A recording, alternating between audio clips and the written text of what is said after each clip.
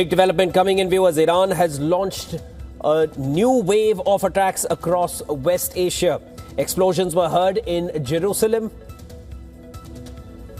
after the Israeli military said that it had identified missiles launched from Iran, triggering air raid sirens. There were no immediate reports of any direct impact, and the blasts could be the result of attempts to intercept incoming missiles. Loud explosions were also heard across the Gulf cities of Dubai, Abu Dhabi, Doha, Manama, as Tehran pressed into the third day of strikes against Gulf neighbors, especially UAE, Qatar and Bahrain. And this is in response to the US-Israeli air raids. Reports say several loud blasts were heard. They were heard in the Qatari and Bahraini capitals, as well as in the United Arab Emirates, Dubai and Abu Dhabi.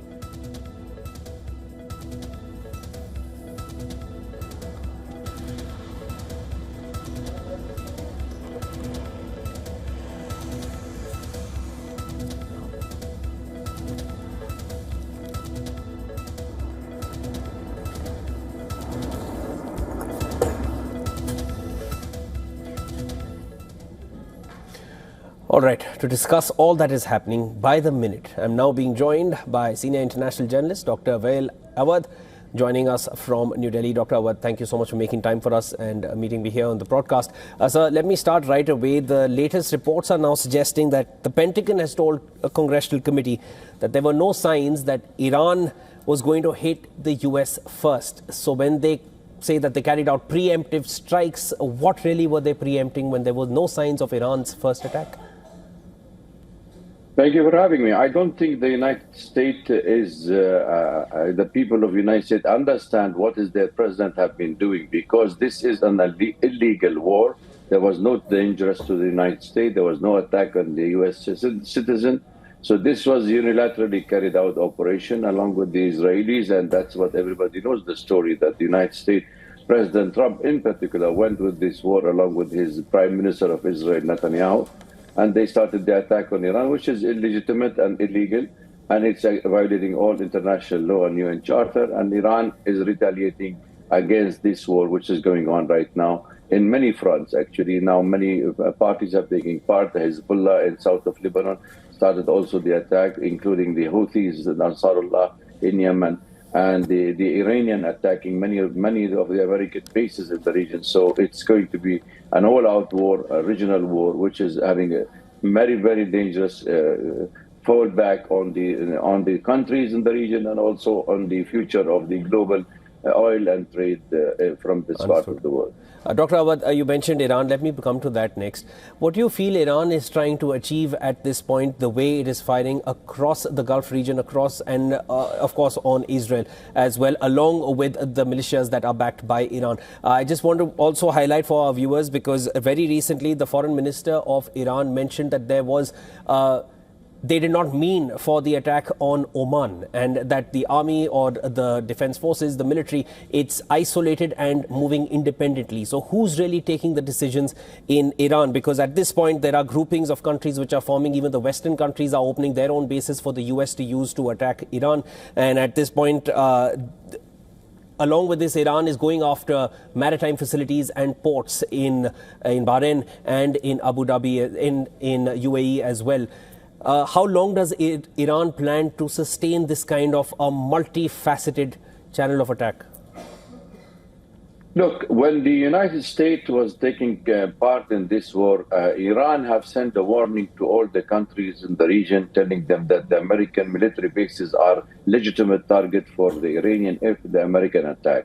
So after the American attack, immediately the Iranians start attacking the military bases of the United States in these countries. And they have continued till this moment, that they have been firing rockets and drones into the Abu Dhabi or Kuwait or Bahrain or Oman. All these countries have been a legitimate target for the Iranian. Even Cyprus, actually, one of the military bases there, because UK is now taking part in this attack on Iran, and Germany as well. So therefore, these are the issues. However, this does not give the Iranian legitimacy or the right to attack civilian target or airports or any civilian installation in any of the countries. And there was a condemnation from the Arab capitals, especially from the Gulf states. The GCC met emergency meeting and condemned the Iranian attack.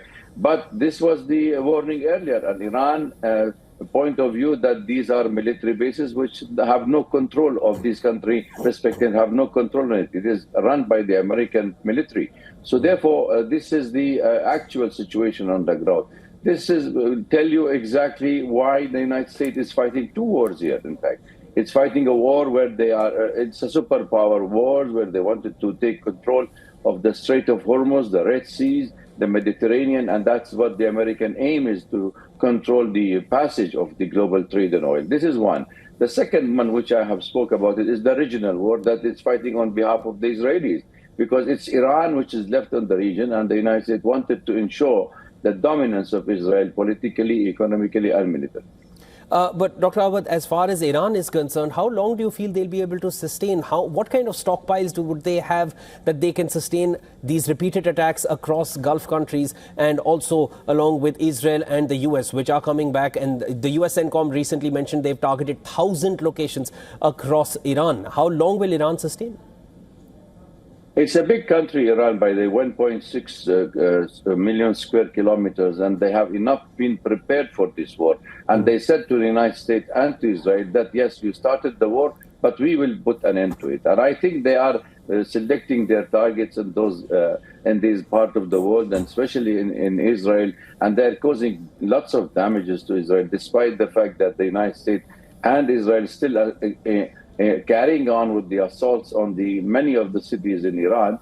And I think the Iranian will sustain, because they have enough, developed enough ballistic missiles, and they are preparing for this long-haul war, because the United States and Israel thought it could be a swift war, and they can remove Iran, top leaderships, and then the government will fall, and then there will be new government, which should be a puppet regime for the United States. But this never happened, because the Iranians immediately rallied behind their leaderships, and immediately they replaced the leaders whom they have executed by the American. And therefore, now we can imagine or think that this is going to be a long haul. And if the Strait of Hormuz tomorrow closed, then it is going to be more of catastrophe for the rest of the world.